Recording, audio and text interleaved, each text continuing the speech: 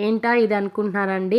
ఎర్రనీళ్ళనమాట. పిల్లలకి దిష్టి తీస్తున్నాను. ఎర్రనీళ్ళంటే ఏదో కాదండి. కొద్దిగా వాటర్ తీసుకొని, కొద్దిగా పసుపు, కొద్దిగా సున్నమేసి కలిపితే ఈ విధంగా రెడ్డిష్‌గా వాటర్ అవుతాయి.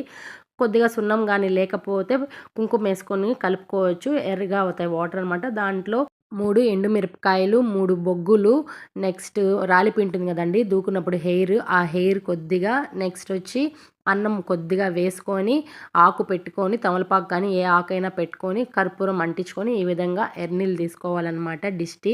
పిల్లలకి ఈ విధంగా చేస్తే చాలా మంచిదండి. అప్పుడప్పుడు హెల్త్ ఇష్యూస్ కూడా రాకుండా ఉంటాయి. నెగెటివ్ ఎనర్జీ ఏదన్నా ఉంటే పోతుందండి. ఖచ్చితంగా పిల్లలకి ఈ విధంగా అప్పుడప్పుడు దిష్టి తీస్తూ ఉండాలి.